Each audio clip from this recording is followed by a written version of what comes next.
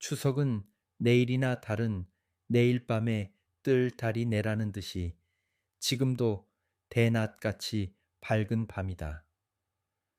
막차도 떠나간 지 오래고 전차도 끊어진 때라 청량리만 하더라도 문안과 달라 이렇게 밝은 달밤에 어서 자고 내일 추석을 즐기려 함인지 거리는 벌써 빈 듯이 잠들었다. 고요한 달 아래 고요한 밤길이다. 그러나 이렇게 고요하고 아름다운 달밤에 나무집들은 가지에서 흩어지는 슬픔도 있다. 이것을 자지 않고 길 위에서 굴리고 있는 심술궂은 바람도 있다. 나는 홀로 멀리 희미한 윤곽만 떠있는 동대문을 바라보며 조그마한 생각 하나, 아무 쓸데없는 지나간 일 하나를 추억하면서 이 길을 걸어간다. 내가 그를 첫 번 만나보기는 지금으로부터 4, 5년 전 어느 비 내리는 여름날 밤에 몇몇 친구와 같이 명월관 본점에서다. 내가 요리집에 들어가 보기나 기생들과 무릎을 한자리에 하여 보기나 그때가 처음이었다. 그날 밤 우리는 모두 네 사람이서 두 기생을 불렀다. 첫 번에 부른 기생은 향화라 하는 평양 기생이었고 다음에 부른 기생은 소련이라 하는 남도 기생이었다. 우리 네 사람 중에 K군 한 사람을 제하고는 모두 학생복을 입은 만치 기생과 놀아본 적이 없을 뿐만 아니라 소위 나지미라는 기억하고 있는 기생 이름도 없었으므로 소련이니 향환이 하고 그들의 장기를 알아서 부른 것은 K군이었다. 우리는 옆방에서 흘러오는 노래와 애교 있는 기생들의 농담에 귀를 기울이며 어서 우리 방에도 기생이 들어서기를 궁금히 기다렸다. 향화의 수심가가 좋고 소련의 가야금이 좋다는 K군이야. 그렇지 않았겠지만 향환이 소련이니 할 것 없이 기생을 처음 기다려보는 우리는 얼마나 고운 그림자가 들어서나 하고 궁금한 생각이 대단하였다. 그러므로 슬리퍼 소리가 문 앞을 지날 때마다 우리는 긴장하였고 가슴이 두근거리던 것까지 나는 잊지 않는다. 이렇게 긴장하여 있는 우리 방 안에 먼저 들어선 것은 수심가를 잘한다는 향화였으니 그의 연분홍 저고리와 초록 치마는 하늘하늘하는 비단들이어서 젖가슴이 흐늘거리는 향화에게는 잘 조화되는 복색이었다고 기억한다. 그는 우리를 향하고 허리를 굽신하고 잠깐 앉는 듯이 하더니 한 손으로 벗은 뒷목을 잡아당기며 서슴지 않고 K군의 곁으로 가 앉았다. 방학 때니까 나오셨으려니 하였지만 이상스러운 눈초리로 K군을 바라보는 향화의 첫말이었다. 소련이가 들어올 때는 벌써 향화가 우리 방에 있는 때라 그리 긴장되지는 않았다. 살며시 미닫이를 닫고 그 자리에 도사리고 앉아 조심조심하여 좌중을 돌아가며 묵례하는 소련의 태도는 범절이 숙달한 향화를 보고 보아 너무 어색한 곳이 있어 보였다. 단조한 흰 모시저고리, 흰 모시치마, 머리엔 흑각비녀가 더욱 쓸쓸하여 보였다. 나는 어디서 저런 촌기생이 들어오나 하고 처음엔 다소 불만했으나 자리를 사귈수록 전기 끌리기는 이 초초한 소련이었다. 향화는 얼마 가지 않아 그 음란하고 천박한 품이 드러났다. 가르마를 한편으로 몰아탄 것이라든지 조선 복사에겐 당치 않은 루파시카 끈으로 중등 맺기를 한 것이라든지 치마폭은 좁게 하여 일부러 속꽃 가랑이를 내놓는 것이라든지 소리도 수심가란 입내뿐이요 유행 창가밖에는 못하였다. 소련은 이와 반대로 조의 깊은 기생이었다. 첫째, 온매무시와 말솜씨가 여염부녀와 같이 단정하였다. 그러나 그 단정한 것이 결코 개개의 흥취를 상하지 않을 뿐만 아니라 도리어 좌중이 손을 잡고 노는 것과 같이 활락하였다.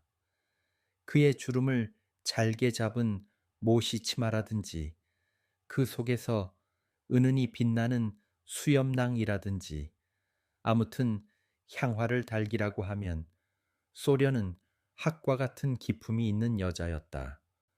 그러므로 지금이라도 향화를 생각할 때는 그 빈정거리는 기다란 입술과 버그러지는 치마 속에서 엷은 비단 속꽃 가랑이가 볼기의 윤곽을 따라 그리고 있는 곡선, 이러한 인상이나 소련은 그렇지 않았다.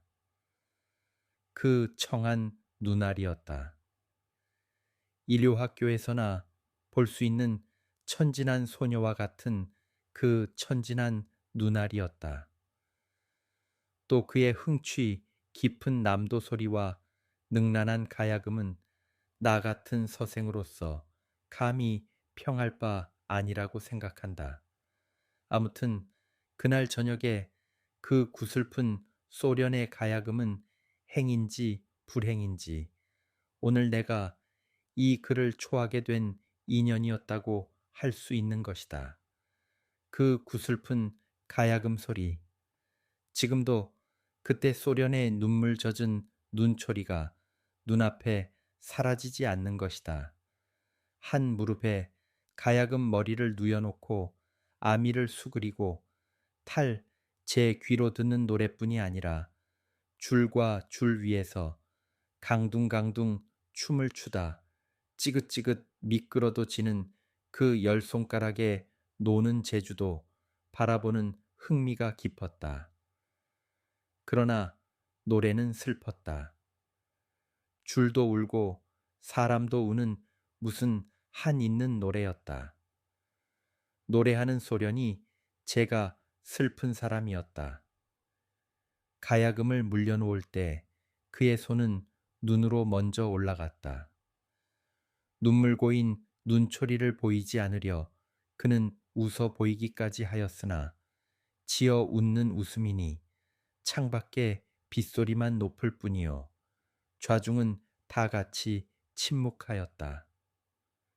왜 어디가 불편하시오? 하고 K군이 물었으나 소련은 자기 신세 타령이나 펴놓을 곳이 아닌 것을 잘 알고 있었다. 나도 슬펐다.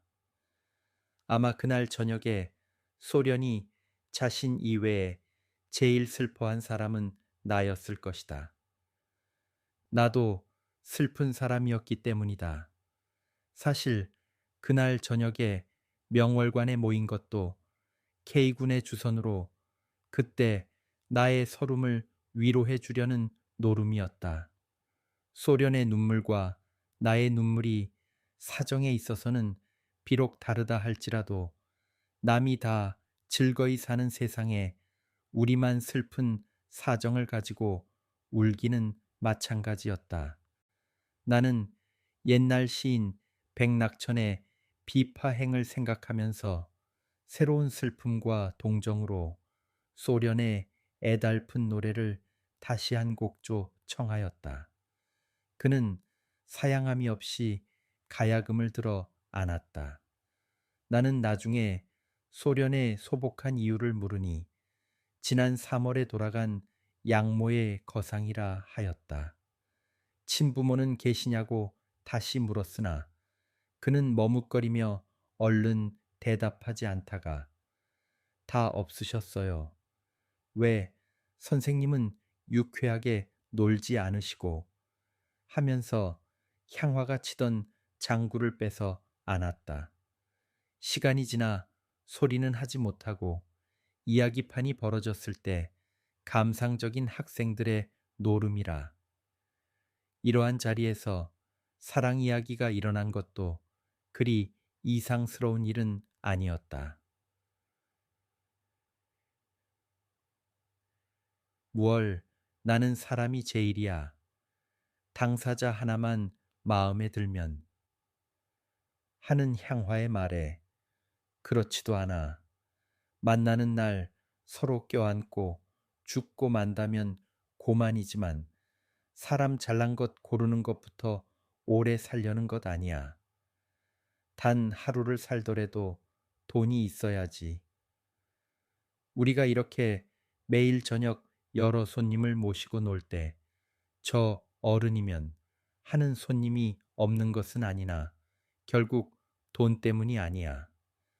소련이가 이 말을 하면서 K군에 담뱃불을 붙이고 있는 것을 볼 때 나는 가벼운 질투가 일어나던 것도 기억한다. 그러나 소련이와 나 사이에는 시선이 부딪힐 때마다 단순히 눈과 눈이 보는 것이 아니오 마음과 마음이 서로 의지해 보려 눌러도 보고 기대어도 보는 것 같았다. 이렇게 벌써부터 그와 나 사이에는 남모르게 소통하는 무엇이 있어 내가 청하는 것이면 무엇이고 되리라는 자신이 생겼던 것이다. 그러다가 소련이가 모두가 주의하지 않는 틈을 타서 걸려있는 양복에서 만년필을 하나 뽑아 선생님, 이런 글자 아세요? 하고 내 손바닥을 자기 무릎으로 끌어갔다. 그가 쓰는 글자는 한자가 아니었다. 나는 나의 손바닥에서 설인동 번지라 읽을 수 있었던 것이다. 나는 그 이튿날 아침 설인동 번지를 찾아 나섰다. 설인동을 찾고 번지를 찾고 소련의 문패까지 틀림없이 찾았다. 그러나 그 집 문 앞을 닥치고 보니 이상한 것은 그 집 문 안을 들어설 용기가 나지 않던 것이다. 집은 기와집이나 옆에 큰 집과 한데 붙은 집인지 따로 떨어진 집인지 아무튼 몇 간 안 되어 보이는 다 쓰러져 가는 헌 집이었었다. 그렇다고 그것이 나에 들어가지 못할 이유는 아니었겠지만은 그들의 내면 생활이 얼마나 공허하다는 것은 화류계를 모르는 나로서 새삼스러이 느낄 수 있었던 것이다. 무얼 그도 기생이지. 내가 동경가 있다니까 돈푼이나 있는 줄 아는 개지. 또 그가 자기 방 열쇠나 주는 듯이 은근히 번지를 적어주었지만 그로서는 직업적으로 사용하는 수단인 만큼 이 집 문 앞을 찾아오는 친구도 나뿐이 아닐 테지. 번지를 적어준다고 탐탁하게 생각하고 찾아오는 내가 어리석지 하는 생각이 새삼스러이 일어났다. 그때 마침 뒤에서 낯익은 사람 하나가 오는 것을 보고 나는 기어이 그 집 문 안을 들어서지 못한 채 발길을 돌리고 말았던 것이다. 나는 그 후 다시 소련을 만나볼 기회도 없었고 며칠 안 되어 동경으로 가고 말았다. 그러나 나의 동경 생활이 단조했던 탓이던지 소련의 생각이 무시로 떠올랐다. 그 가을꽃과 같이 아담하고 적막해 보이는 소련의 모습을 그려볼 때마다 나는 일어나는 정열에 맡겨 편지도 여러 장을 써보았다. 그러나 소련의 집을 찾고 들어가지 못한 것과 같이 한 장도 붙인 적은 없었다. 이러한 소련이와 다시 만나보기는 1년이 지나서 그 이듬해 여름 방학 때였다. 이번도 K군과 몇몇 친구가 국일관에 놀러 갔었다. 그날 밤에 소련을 부른 것은 나 자신이었고, 소련의 가야금이나 들으려는 평범한 손님이 아니었던 것은 소련을 부르고 나서 나의 가슴이 울렁거리던 것과 문 앞에 누가 오는 듯할 때마다 내 얼굴이 화끈 달아올랐던 것으로도 알 수 있을 것이다. 뒤에도 알련이와 나의 첫사랑의 대상이 이 소련이었던 것을 미리 말하여 둔다. 아, 첫사랑. 소련이도 나에게 그러하였다. 철도 나기 전부터 애욕에 눈이 붉은 그 많은 남자들과 밤낮을 교접해오는, 그로도 완전히 자기 의욕에서 사랑이라고 할 만한 사랑은 나에게 처음 품었던 것이다. 그도 꿈에 본 듯한 나를 1년 동안이나 잊지 않았다. 노름에 불려올 때마다 내가 있지 않나 하고 은근히 찾아왔다. 첫사랑이 아니고야, 서로 찾고 있던 사람이 아니고야, 어찌 그같이 긴장된 시선으로 마주 볼 수가 있었을 것인가. 그가 우리 방에 들어서 좌중을 돌아보다 그의 시선이 내게 머무르던 순간, 그의 의식과 나의 의식이 서로 폭발되는 순간, 나는 일찍이 이와 같은 뜨거운 순간을 체험한 적이 없었다. 나는 무안하여 얼른 밖으로 나왔다. 얼굴을 식히려 밤하늘을 바라보고 섰을 때 등 뒤에서 언제 나오셨어요 하는 소리가 있었다. 그는 소련이었다. 그 후 소련이와 나 사이에는 남모르는 상종이 빈번하여졌다. 내가 돈 없는 탓에 남과 같이 버젓이 보고 싶은 대로 요리점에서 불러보지 못하고 삼청동 막바지에 있는 주인집에서 밤 2시, 3시까지 그를 기다렸던 것이다. 그때만 하더라도 소련은 자유스러운 몸이 아니었다. 양모가 돌아간 후 셋집 살림살이에 빚만 늘어가고 하여 설인동 집을 내어놓고 새로 빚을 쓰고 포주의 집으로 들어간 때이다. 그러므로 가기 싫은 노름에도 가야 하고, 만나고 싶은 사람이라도 돈을 받아 오지 못하는 곳에는 갈 수 없는 메인 몸이 되었다. 그러나 요리집에서 2시, 3시에 파해가지고도 소격동을 넘어 인력거도 들어오지 못하는 그 어둡고 좁은 삼청동 막바지를 비가 오나 바람이 부나 자지 않고 기다리고 있는 나에게 실망을 준 날은 없었다. 또 밤 깊도록 여러 손님에게 시달리고 온 몸이었건만 하룻밤을 내게서 편히 쉬어본 적이 없었다. 그는 늦어도 4시까지는 포주의 집으로 돌아가야 하는 것이요. 만일 밖에서 밤을 지내고 들어가면 그만한 보수를 들고 들어가야만 남의 피로 돈을 모으며 살아가는 포주의 매를 면하는 것이다. 이러한 소련의 신세이므로 그가 내게서 밤을 샌 적은 없었으나 시간비는 적은 데다 매일 4시에 들어오는 소련의 눈치를 모르고 지나갈 포주가 아니었다. 하루는 해도 지기 전인데 나의 방문 앞에 여화 한 켤레가 놓여 있었다. 늘 어두운 밤중에나 왔다 가는 소련이니 그의 신발을 내가 알아볼 수도 없는 것이요. 또 아직 어둡기도 전이라 일렸거나 기다리고 있을 그가 내게 올 리도 없으므로 나는 몇 번 주저하다가 기침 소리와 함께 문을 열어보았다. 그 신발 임자는 과연 햇빛에서 처음 만나보는 소련이었다.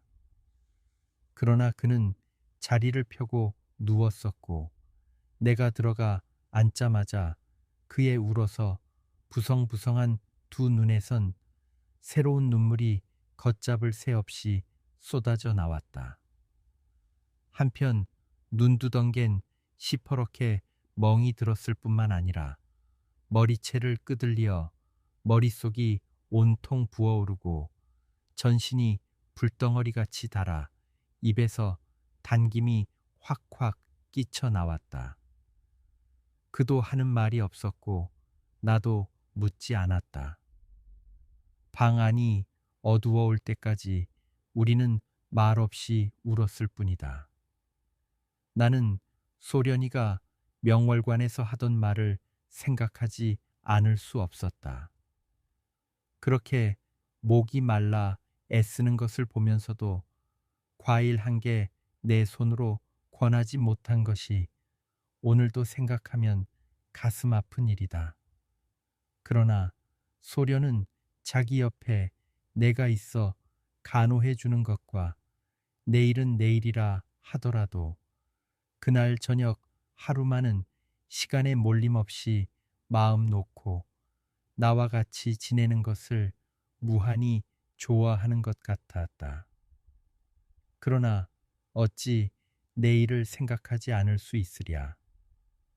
밤이 깊어가면 깊어갈수록 닥쳐오는 내일은 이 무력한 두 사랑의 포로를 시시각각으로 위협했던 것이다. 그러나 어찌하랴. 소련이 자신만 하더라도 아직도 4, 5개월은 포주에게 있어야 할 빚진 몸이요. 나의 졸업이라야 그 이듬해 봄에 할 수 있으나 실업 방면과도 달라 취직이 날래되려니 믿을 수나 있으랴. 그러나 이것을 믿지 않고는 하루라도 더 살아갈 수 없는 우리였다. 그렇다. 소련이는 나를 믿었다. 나의 사랑을 믿고 나의 힘을 믿었다. 나도 나를 믿었다. 남이 나를 믿고 바라듯이 나도 나를 믿고 바랐었다. 오늘 와서 생각하면 나의 사랑으로는 나의 힘으로는 도저히 그에게 줄 수 없는 것을 호기 있게 약속하였고 선언하였던 것이다. 그리하여 소련은 그동안 인천 같은 곳으로 가서 새로 포주를 정하고 빚을 얻어 지금 포주의 남은 빚을 갚고 내가 취직하여 셋방살이라도 할 수 있는 날까지는 인천에서 지내기로 언약하였다. 이와 같이 우리도 옛사람의 말과 같이 하룻밤에 만리성을 쌓아보았다. 나는 밝을 역해 잠시라도 눈을 붙여보았으나 소련은 그저 원수의 권련으로 밤을 새웠다. 조반이라고 밥 한 상을 둘이서도 남기고 밥에 취하고 잠에 취하여 다시 누워있을 때였다. 누군지 여자의 목소리로 나를 찾는 이가 있었다. 소련이가 목소리를 듣고 같이 있는 기생이 찾아온 것 같다고 하였다. 밖에 나가본즉 과연 기생 같은 여자 하나가 사오세 된 계집애를 데리고 서 있었다. 나는 물을 것도 없이 내 방으로 인도하였다. 아이 언니 어떻게 왔수? 전연이 다 오고 아즈멈 죽었을까봐 왔니? 몹시 다친 데나 없어. 그런 죽일 놈의 할미. 손님은 다시 나에게 동생이 이렇게 와 패를 끼쳐서 기생다운 익숙한 말솜씨로 방안을 한번 휘돌아보더니 소련의 손을 잡으며 마주 앉았다. 그들은 한참 동안이나 다른 말이 없이 내 서름 내 서름 다 같은 듯이 자기네가 빨아내는 담배 연기만 물끄러미 바라보고 앉아 있었다. 참, 인사하셔요. 같이 있는 우리 언니예요. 소련은 그제야 면곡이라는 그 기생을 나에게 소개하여 주고 내가 면곡이와 이야기하는 동안 자기는 면곡의 딸이라는 계집애와 무얼하고 중얼거리고 있었다. 계집애는 별로 말이 없고 고개만 끄덕끄덕하고 앉았던 것이 오늘 새삼스럽게 생각난다. 명옥이도 소련이와 같이 남도 기생으로 소련이와 알기는 같이 있기 전부터도 노름에서 가끔 만나 형아, 아우야 하고 지내던 터라 하며 포주치고 안 그런 사람이 어디에 있겠느냐고 나이 많은 만큼 세상 풍패 속이 터질 대로 터진 계집이었다. 돌불이 차면 내 발만 아팠지. 어서 이따 인력 거라도 타고 내려와. 누웠더라도 집에 와 누워야지. 명곡이는 온지 1시간도 못 되어 일어섰다. 그러나 따라온 계집애는 소련의 손을 잡고 어리광만 부리고 갈 생각은 하지 않았다. 어서 너의 엄마 따라가. 아주머닌 이따 갈게. 이년은 저의 엄마보다 나를 더 좋아해. 내가 밖으로 나와 손님을 보내고 들어가니 소련은 자리에 누운 채 빙긋이 웃으며 나의 손을 이끌어 자기 이마 위에 갖다 대었다. 열은 이젠 없지요. 퍽 고나실 텐데 여기 누워 한잠 주무세요. 내 자장자장 해줄게. 나는 그와 가지런히 누웠다. 선생님? 응. 이제 명곡이 언니도 퍽 팔자가 사나워. 남자들은 모두 남의 사정을 생각할 줄 몰라. 왜 나도, 당신도 아마 그럴걸. 무언데. 명곡이 언니도 우리처럼 사랑하는 남자가 있었는데가 아니라 명곡이 언니는 지금도 그 사람을 생각하고 있는데 지금 데리고 왔던 계집애 말이야.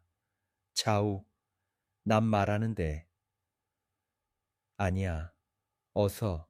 그래서 첫 번엔 남자 측에서 명곡이 언니에게 아이가 달린 줄은 몰랐거든. 첫 번엔 속이었나 그럼. 속인 것도 아니지. 애비 모를 자식이니 어떡하오. 길러야지. 그렇다고 죽자 살자 하던 사람이 계집애 하나 때문에 틀어진다는 것은 너무도 남의 사정을 몰라주는 것이 아니우. 그렇지. 너무 그 남자가 속이 좁은가 봐. 그렇지만 그 남자만 나무랄 수도 없지. 나도 사실 말이지 기생생활 한 사람에게서 처녀를 찾는 것은 아니지만 만일 자식이 있어 보오. 저게 남의 자식이거니 하는 생각이 볼 때마다 새삼스럽게 날 것 아니오. 그것도 일이 잘 되느라고 남편 되는 사람이 고아원 같은 자선 사업에 나선 사람 같으면 그 애에게 대한 감정이 보통 이부와는 다르겠지만 그렇지도 않은 사람이라면 하루 이틀 아니고 자기 자식도 낳을 테니 하후하박 할 수 없고 어찌 문제가 안 두우. 그렇기도 하지.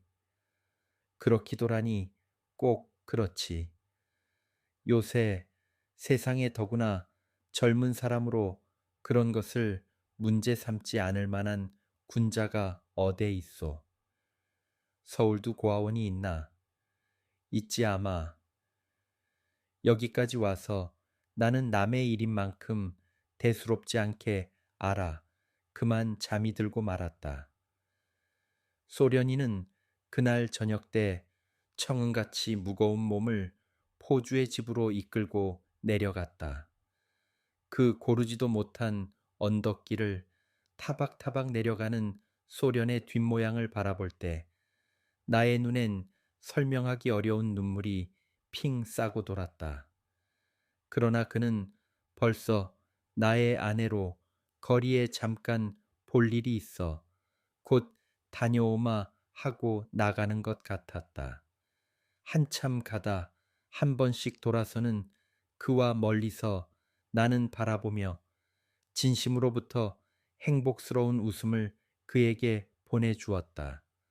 서러운 매를 맞고 화풀이 삼아 하소연 삼아 이렇게 처음으로 나와 같이 하룻밤을 지내고 간 소련이 그는 과연 나에게서 얼마만 한 위안을 얻고 갔던가. 선생님, 만일 내 가슴 속에 당신의 그림자가 없었던들 나는 벌써 이 땅 위에서 떠난 지가 오라일 것입니다. 그는 한 손으로 눈물을 씻으며 한 손으론 옆에 누운 나의 굵은 손목을 부르르 떨면서 붙들었다. 나는 그를 위로하였다. 아니, 위로에 그치지 않고 나는 그가 나의 앞에서 눈물 흘리는 약자라 하여 그가 나를 믿듯이 내가 나를 믿었고 그에게 주지도 못할 것을 모두 약속했던 것이다. 그러나 내일 다시 오마하고 간 소련은 3, 4일이 지나도록 오지 않다가 그에게서 편지 한 장이 들어왔다. 용서하십시오. 총총히 떠나는 길이라 뵙지도 못하고 왔습니다. 그러나 가까운 인천이니까 모시고 싶겠지만 제가 자리를 잡고 주소를 통기해 드릴 때까지는 기다리셔야 합니다. 이러한 사연이었다. 그러나 소련에게선 다시 소식이 끊어졌다. 날고기는 장정들이라도 제가끔 살 길을 찾기에는 눈이 붉어 날뛰는 인천 같은 항구 바닥에서 아무리 경란은 있다 하여도 연연한 계집의 몸이라 새빨간 주먹으로 헤매는 정상이 보지 않아도 본 듯하였다. 아침부터 진종일 방 안에서 어정거리다 그의 소식을 받지 못하고 해가 저물고 할 때 나의 궁금한 생각은 미칠 지경이었다. 이렇게 지루한 날이 그대로 10여일이 지나가니 나에겐 추후 시험 치르러 갈 날이 닥쳐오고 말았다. 아침차로 떠나려던 것은 저녁차로 미루고 저녁차로 떠나려던 것은 다시 아침차로 미루다가 기어이 그의 소식을 받지 못한 채 주인 집에 나의 동경 주소를 적어두고는 할 일 없이 떠나가고 말았다. 동경에 가서도 두어 주일이나 지나가도록 그의 소식을 들을 길이 없다가 하루는 서울 있는 K군에게서 뜻하지 않은 편지 한 장을 받았다. 이 편지였다. 몸서리가 끼치는 소련의 그 불길한 소식과 첫사랑에 열중하여 잊어버렸던 나의 모든 관념의식을 다시 활동시킨 경고는 몸서리 끼친 소련이의 불길한 소식이란 이러하다. 소련이가 나와 같이 삼청동에 있던 날 명곡이가 데리고 왔던 계집아이는 명곡이 딸이 아니라 소련의 딸이었고 따라서 그들이 돌아간 뒤에 소련이가 나에게 한 이야기는 명곡의 것이 아니라 소련이 자신의 신세 타령이었다. 만일 그때 자기의 딸인 것을 솔직하게 말하여 주었던들 나는 그처럼 곧이곧대로 무뚝뚝한 대답은 하지 않았을 것이요. 소련이도 그처럼 낭망하여 문제를 크게 잡아 비밀을 품지는 않았을 것이다. 딸아이를 독살하려던 혐의로 잡히었다는 간단한 신문 기사 외에 더 자세한 소식을 얻을 수 없다는 K군의 편지만으로는 사건의 진상은 알 수 없으나 소련이가 달포가 지나도록 나에게 소식 없는 것만으로도 일이 저질러진 것만은 사실로 믿지 않을 수 없었다. 또 K군의 이 편지가 잊어버렸던 나의 모든 관념의식을 다시 깨쳐주었다는 것은 이러하다. 나는 무서웠다. 살인하고 생각할 때 소름이 끼치었다. 만일 소련의 입으로부터 나와의 관계가 토설되는 날이면 나에게 미칠 혐의가 무서웠고 나는 처음으로 소련이를 미워할 수 있었다. 나에게 첫 번부터 솔직하게 통사정해 주지 않은 것이 미웠고 이후에도 내가 뜻하지 않은 새 사건이 얼마나 일어날까 하는 불안으로 많은 남자와 관계 있는 그의 과거 생활이 미웠고 나중엔 통틀어 그가 기생인 것이 미웠다. 솔직하게 말하자면 내가 그 전에 가을같이 소련이에게 대한 인상만으로 그를 그리워했을 것 같으면 그가 살인을 범하는 독부라 하더라도 나는 서슴지 않고 찾아갔을 것이다. 그러나 이때엔 벌써 바닥이 드러나도록 소련에 고운 것이라고는 다 향락해 본 때였다. 이와 같이 나의 정열이란 벌써 꺼지려는 촛불과 같이 흔들리고 있는 틈을 타서 뿌리 깊이 자라고 있던 얼음 같은 이지는 나의 전 의식력을 지배할 수 있었다.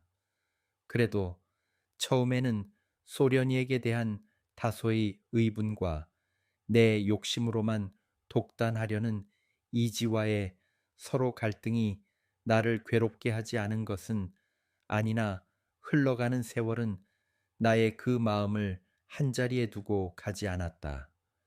더구나 나의 가슴 속에서 벌써 다른 여성의 그림자가 어른거리기 시작한 때에는 벌써 옛날에 지나간 한 로맨스로 친구들이 자기네의 추억을 이야기할 때 나도 지나가 버린 옛날의 한 추억으로 소련의 이야기를 그리 흥분도 하지 않고 이야기하였다. 어떤 때는 소련이의 웃는 얼굴과 어떤 때는 소련이의 우는 얼굴을 우연히 만나보는 적이 없지 않으나 그것은 나의 실생활에 아무런 변동도 일으키지 못하는 깨면 그만인 꿈이었다. 이렇게 1년이 지나가고 2년이 지나가는 동안 소련의 그림자는 꿈에 다니는 길이라도 천리만리로 멀어지고 말았다. 내가 삼청동에서 내일 다시 오겠다던 소련이와 흩어진 지도 어언 3년이 지나갔다. 내일은 추석이다. 오늘도 달이 밝다. 나는 지금 추석 쇠러 친정집으로 가는 아내를 청량리역까지 전속 나왔다가 가는 길이다. 밤중에 가는 차라 타는 사람도 그리 많지는 않았으나 나는 아내의 바스켓을 들고 차가 아주 멈추기도 전에 뛰어올랐다. 이리 기웃 저리 기웃 하다가 빈자리 하나를 발견하고 짐부터 갖다 놓았다. 그제야 찻간에 들어서는 아내를 데리고 와서 나도 그 자리에 같이 앉아 잠이 들면 지나쳐가기 쉽다는 것이며 급행이라고 급히 내리다가는 실수하기 쉽다는 것을 어린아이에게와 같이 설명하였다. 아내는 말없이 빙긋이 웃었다. 가까운 경성역에서 떠나오는 차이나 하루 종일 먼 길을 오다가 다시 계속하여 탄 사람들인지 벌써 곤히 잠든 사람도 많이 있었다. 우리 앞에도 젊은 부인 하나가 동생인지 딸인지 계집애 하나와 같이 곤히 잠들어 있었다. 창 밑으로 붙여 세운 때 묻은 가방 위에 고개를 거북스럽게 틀어배고 급현 팔은 힘없이 무릎 위에 늘어뜨리고 한편 팔로는 자기 옆구리에 기대고 자는 계집애의 어깨를 맥없이 끌어안았다. 그리고 곤히 숨소리를 내며 자고 있었다. 저렇게 하고 거북해서 잠이 올까? 하고 아내가 걱정스럽게 하는 말에 손수건으로 눈을 가리고 자는 그 부인의 얼굴을 나는 다시 한번 살펴보았다. 손수건에 덮여 겨우 코 아래로 입과 턱밖에는 보이지 않는 얼굴이었으나 나는 그의 가는 입술이 어찌 나치근지 몰랐다. 그 입술이 매우 나칙다 생각되는 순간에 준비하고 있었던 것처럼 선뜩하고 나의 가슴을 찌르는 것이 있었다. 그 갸름한 턱 밑에서 깨알만한 김이 하나를 찾아볼 수 있을 때 나는 그가 소련인 것을 더 의심하지 않았다. 이때 소련의 어깨 밑에 고개를 틀어박고 자던 계집아이가 눈을 떴다. 명옥이가 삼청동으로 데리고 왔던 소련의 딸이다. 몰라보게 컸으나 소련을 닮은 모습은 완연하다. 어머니의 잠을 깨우지 않으려 함인지 고개를 틀어박은 채 말둥말둥하는 눈알은 내가 여태 살아있다 하고 나를 원망하는 것 같이 무서웠다. 소련은 고운 때 묻은 흰 옥양목 저고리 옥색 치마. 그래도 딸아이는 물든 비단 것으로 거두어 입힌 것이 얌전스러웠다. 아내가 심상치 않은 내 눈치를 보고 아는 사람이에요 하고 물었으나 나는 아무런 대답도 하지 않았다.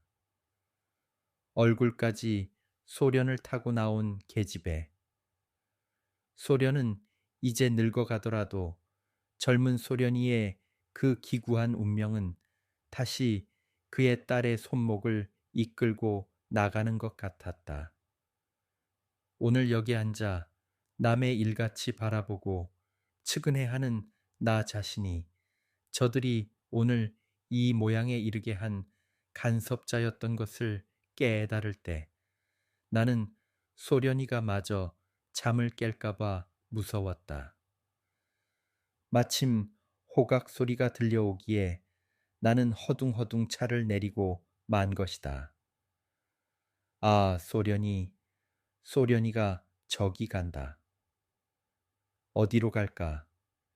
지금도 나를 찾아다니는 것이나 아닐까? 때가 여름과도 달라 원산으로 해수욕 갈 리도 없는 것이요. 삼방이나 서광사로 약물을 가는 길도 아닐 것이다. 벌써 찬바람이 옷깃을 치는 이때 경원선 밤차에서 졸고 있는 것이 결코 유쾌한 여행일이라고는 생각할 수도 없는 것이다. 푸파, 소리와 함께 달빛 희미한 언덕 너머로 사라져가는 차를 바라볼 때 가엾은 소련이가 죽어서 나가는 상여를 바라보듯 나는 울음이 복받쳐 나왔다. 이 세상엔 소련이와 같은 계집이 얼마나 많으며 또 나와 같은 사나이는 얼마나 많을까. 나는 오늘에 있어서도 나보다 약한 사람, 나보다 어리석은 사람, 그들에게 그들의 행복을 약속하며 그들의 장래를 보증하는 것이 아닌가. 과연 내게 그만한 힘이 있는 것인가? 아, 소련은 얼마나 나를 원망할 것인가. 값싼 동정심이 많은 나의 아내라. 앞에 앉은 소련이가 잠을 깨어 이런 말 저런 말 서로 하여 가다가 소련이의 신세도 물어서 알게 됐는지도 모른다. 따라서 그가 그 후 어찌 되어 무사했는지, 어디서 어떻게 지내왔으며, 지금은 어디로 가는 것과 그래도 나를 잊지 않고 있는지, 이제라도 나를 한번 만나보고 싶어 하는지, 모든 것을 자세히 들을 수가 있을는지도 모른다. 그러나 무엇하랴. 내가 듣고 싶은 소식이면 아내가 그대로 전해줄 리가 없는 것이다. 또 오늘 소련이에게서 내가 들어 반가울 소식을 얻지 바라며 오늘 내게 그를 위로할 만한 무슨 말이 있으랴. 어느 날 어느 곳에서 그가 나의 옷깃을 스치며 지나간들 내가 무엇으로 그의 걸음을 막을 수 있으랴. 모두가 한낱 그림자로다.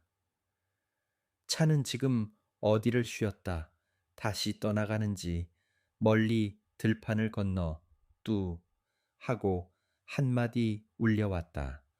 바람은 그저 자지 않고 길 위에 낙엽을 굴리고 있다.